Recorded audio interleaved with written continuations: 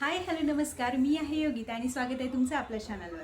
तर आज मी तुम्हाला डेली रुटीन दाखवणार आहे. पण डेली रुटीनमध्ये मी इथून पुसत आहे, मी आता स्वयंपाक करत आहे किंवा मी इथून झाडत आहे असं सगळं सांगण्यापेक्षा मी आज तुमच्याशी बोलणार आहे मुलींना येणाऱ्या पहिल्या पिरियडबद्दल. तर याच्या आधीसुद्धा मी एक व्हिडिओ बनवला आहे की तुम्ही तुमच्या लहान मुलींना पिरियड्सबद्दल कधी, केव्हा आणि काय सांगणार आहात यावर व्हिडिओ बनवलेला आहे, तो तुम्ही नक्की चेक करा. तर आज मुलींना पहिला पिरियड आल्यानंतर एक आई म्हणून, एक वडील म्हणून किंवा एक भाऊ म्हणून आपली काय जिम्मेदारी असणार आहे यावर मी बोलणार आहे. चला तर मग स्टार्ट करूयात. आजचा विषय प्रत्येक आई, बाबा, मुलीसाठी खूप महत्त्वाचा आहे. आजही आपल्या समाजात अशी अनेक घरं आहेत जिथे पिरियड्स या विषयावर उघडपणे बोललं जात नाही. मुलींना पहिली पाळी आली की त्यांना काय होतंय, का होतंय, पुढे काय करायचं याची माहिती नसते. त्यामुळे अनेक मुली घाबरतात, रडतात आणि स्वतःमध्येच गप्प होऊन जातात. पण खरं सांगायचं तर मुलीला पहिली पाळी येणं हा घाबरण्याचा नाही, तर तिच्या आयुष्यातील एक नवीन आणि नैसर्गिक टप्पा आहे. आजकाल अनेक मुलींना 9 ते 12 वर्षाच्या वयात, तर काहींना त्याही आधी पहिली पाळी येऊ शकते. त्यामुळे आईवडिलांनी अजून वेळ आहे असं न म्हणता योग्य वेळी तिच्याशी याबद्दल बोलायला सुरुवात करायला हवी. जर पहिली पाळी शाळेत आली तर जरा विचार करा. तुमची मुलगी शाळेत आहे, अचानक तिला कपड्यांवर रक्ताचे डाग दिसतात, तिला काहीच माहिती नाही, ती घाबरेल, तिला वाटेल की तिला काही दुखापत झाली आहे.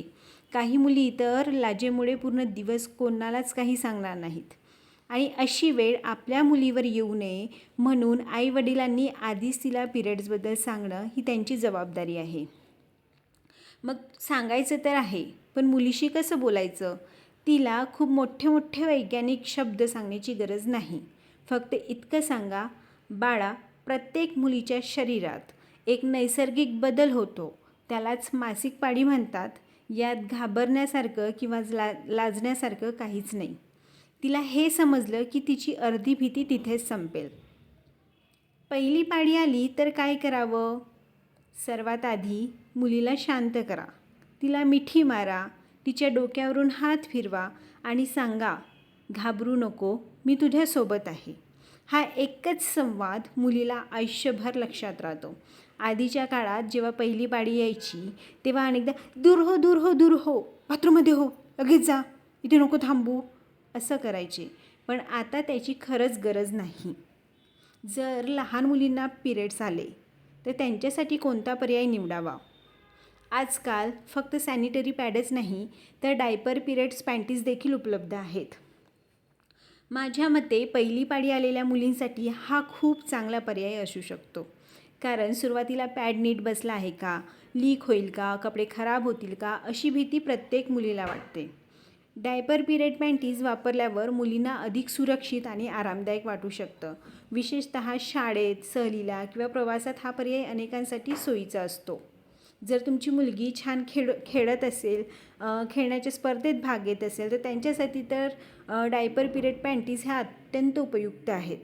अर्थात प्रत्येक मुलगी वेगळी असते. काहींना पॅड जास्त सोयीचे वाटतील तर काहींना पिरियड पॅन्टीज. त्यामुळे मुलीच्या आरामाला प्राधान्य द्या. पिरियड्स आल्यानंतर स्वच्छतेची थोडी जास्त काळजी घ्यावी. पाळी आली म्हणून दिवसभर घाबरून बसायचं नाही, तर छान रोज 2 वेळा आंघोळ करायची, स्वच्छ कपडे वापरायचे. पॅड वापरत असाल तर 4 ते 6 तासांनी बदलवावा. हात स्वच्छ धुवावेत, वापरलेला पॅड व्यवस्थित टाकून द्यावा. इतकी काळजी घेतली तरी पुरेसं असतं. जुन्या समजुती बदलण्याची वेळ आलेली आहे. हा भाग मला मनापासून सांगायचा आहे. पूर्वी मुलींना सांगायचे, दूर बस, कोणाला हात लावू नको, देवाला हात लावू नको, स्वयंपाकघरात जाऊ नको, हे करू नको, ते करू नको. आपल्या आधीच्या पिढीने त्या काळाच्या समजुतीनुसार हे सगळं पाळलं असेल.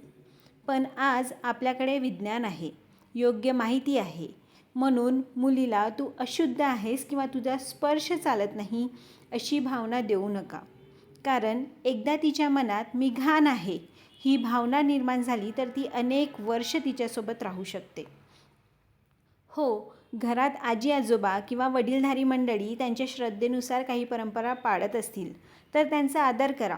पण त्या परंपरा पाळताना मुलीच्या मनात कमीपणाची भावना निर्माण होणार नाही याची नक्की काळजी घ्या. आता पिरियड्समध्ये फक्त आईचंच कर्तव्य आहे का, तिचीच जबाबदारी आहे का, तर नाही. फक्त आई नाही, बाबाही. मला अजून एक गोष्ट खूप महत्त्वाची वाटते. आजच्या काळात पिरियड्स हा फक्त महिलांचा विषय राहिलेला नाही. बाबांनीही या विषयाबद्दल माहिती असायला हवी. मुलीला पोट दुखत असेल, ती चिडचिड करत असेल, तिचा मूड खराब असेल, तर बाबा तिच्यासाठी छान गरम पाण्याची बॉटल आणून देऊ शकतात, तिचा आवडता पदार्थ करून देऊ शकतात, तिच्यासोबत बसू शकतात. आणि फक्त एवढं जरी त्यांनी म्हटलं की बेटा मी आहे तुझ्यासोबत, विश्वास ठेवा, मुलीसाठी हा आधार खूप मोठा असतो. आता तुमच्या मुलीला पिरियड्स येत नाही, पण तुमच्या मुलीचं वय जर का 9 ते 12 वर्षाच्या आसपास आहे, तर तुम्ही तिच्या बॅगमध्ये एक पिरियड किट ठेवायलाच हवी. आता पिरियड किटमध्ये काय काय ठेवता येईल, तर मुलीच्या बॅगेत नेहमी एक पॅड किंवा डायपर पिरियड पॅन्टीज, मला पर्सनली असं वाटतं की डायपर पिरियड पॅन्टीजच द्यायला हवेत. एक एक्स्ट्राची अंडरवेअर, टिश्यू पेपर आणि गरज असल्यास छोटा सॅनिटायझर किंवा एक न्यूजपेपर, जेणेकरून जर कधी पिरियड्स आलेच आणि तिला ते पॅड टाकायची गरज पडली तर तिच्याकडे न्यूजपेपर असायला हवा. म्हणून ह्या ज्या छोट्या छोट्या गोष्टी आहेत हे नेहमी तिच्या बॅगमध्ये ठेवायला हव्यात. तिच्या शरीराबद्दल तिलाच माहिती असू द्यायला हवी. मुलीला तिच्या पिरियड्सच्या तारखा लिहायला शिकवा. कॅलेंडरमध्ये किंवा मोबाईल ॲपमध्ये नोंद ठेवायला सांगा. यामुळे तिचा स्वतःच्या शरीरावरचा विश्वास वाढेल. आता पिरियड्सच्या जेव्हा येतात तेव्हा आपण मुलींची थोडी काळजीही घेतली पाहिजे. त्यांचा आहार, त्यांचा व्यायाम हा योग्य ठेवला पाहिजे. पिरियड्समध्ये मुलींना पोटदुखी, कंबरदुखी, थकवा किंवा मूड बदलणं सामान्य आहे. त्यांना भरपूर पाणी प्यायला द्या. त्यांना आयरनयुक्त अन्न खायला द्या. फळं, भाज्या, डाळी खायला द्या. पुरेशी झोप घ्यायला लावा आणि शक्य असेल तर हलकं चालणं किंवा व्यायाम करा. मला तर वाटतं की जर मुलीला काही त्रास होत नसेल ना, तर ती रोज जशी राहते, रोज जशी खेळते, रोज जशी वागते, तिला तसंच राहू द्या.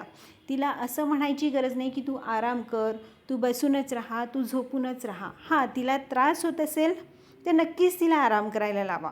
पण जर तिला पिरियड्समध्ये काहीच वाटत नाही आहे, तर ती रेग्युलर जशी वागते तसं वागू द्या.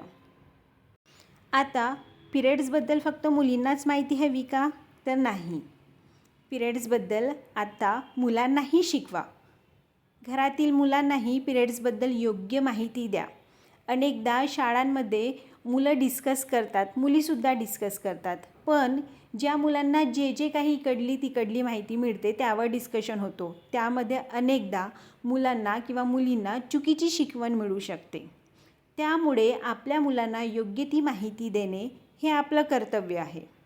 म्हणून जेव्हा मुलांना योग्य माहिती मिळते तेव्हा ते दुसऱ्या मुलींना चिडवत नाही किंवा बहिणीला, मैत्रिणीला, त्याच्या क्लासमेट्सला गरज पडली तर तो व्यवस्थित त्यांची मदत करू शकतो.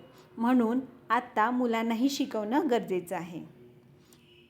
डॉक्टरांचा सल्ला कधी घ्यायला हवा, तर जर खूप जास्त रक्तस्राव होत असेल, असह्य वेदना होत असतील किंवा अनेक महिने पाळी अनियमित असेल, तर स्त्रीरोग तज्ज्ञांचा सल्ला घ्यायला अजिबात उशीर करू नका.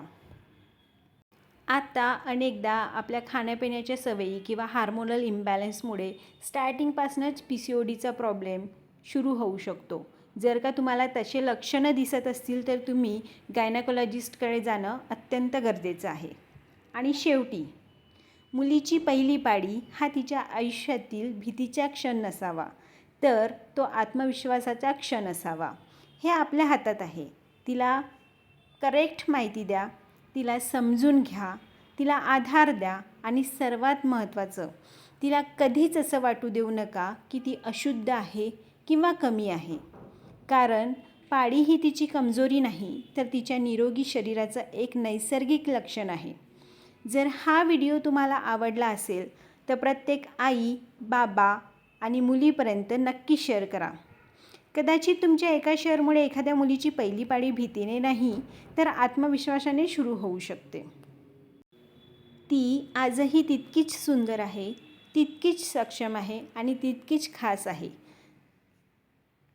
तर तुम्ही सुरुवातीला बघितलं त्याप्रमाणे आज मी छान पालक आणि पनीरचे पराठे बनवले. हे मुलांसाठी खूप छान हेल्दी असतात. तुम्ही तुमच्या मुलांच्या रोजच्या टिफिनलासुद्धा देऊ शकता.